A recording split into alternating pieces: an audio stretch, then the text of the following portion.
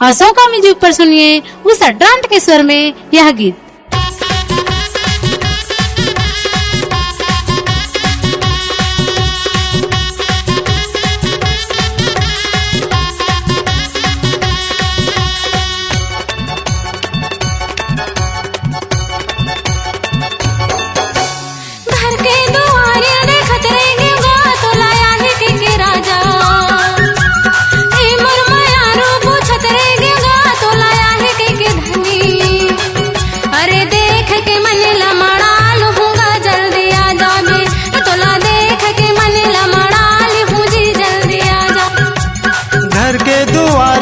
खतरे पे वो जल्दी आ महारानी, घर के दुआरिल दे खतरे पे वो जल्दी आ महारानी। तोला देख के मन लमाड़ा ले हाँ वो जल्दी आ जाऊं, तोला देख के मन लमाड़ा ले हाँ वो जल्दी आ जाऊं।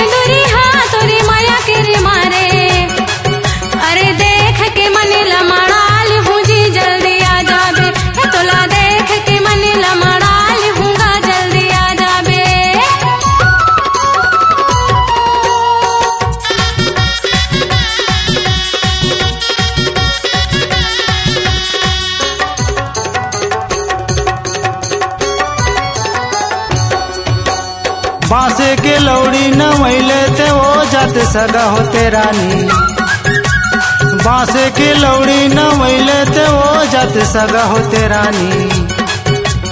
ये मोरे रानी बनैले थे वो जात सगा होते रानी, ये मोरे रानी बनैले थे वो जात सगा होते रानी।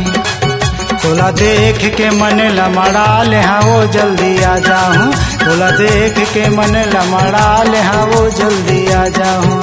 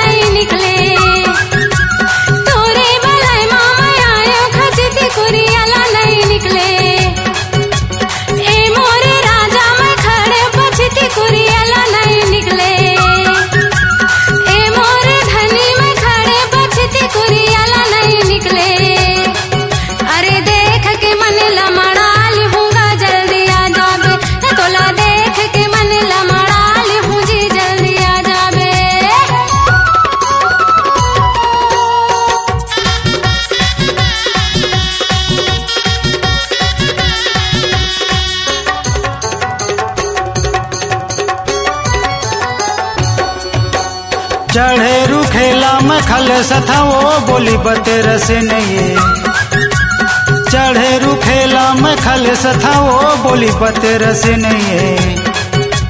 ए मोरे रानी में तर सथा वो बोली बतेर से नहीं, ए मोरे रानी में तर सथा वो बोली बतेर से नहीं।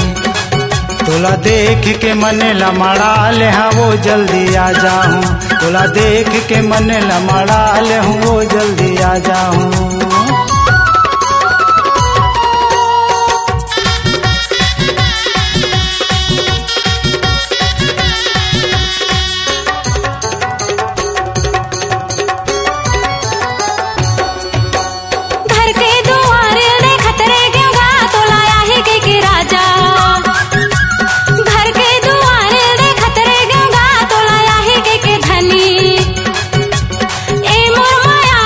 छतरे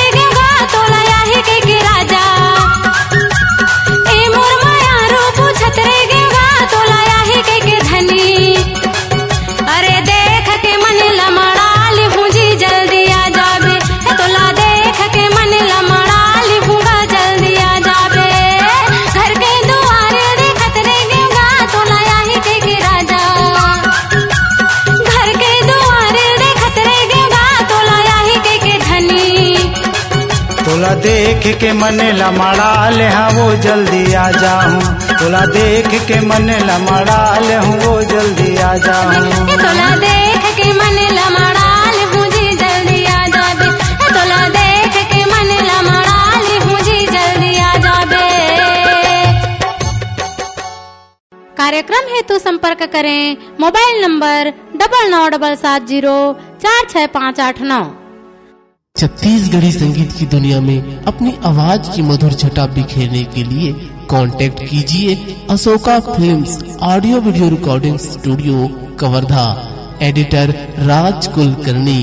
हमारा कांटेक्ट नंबर है 7389138468।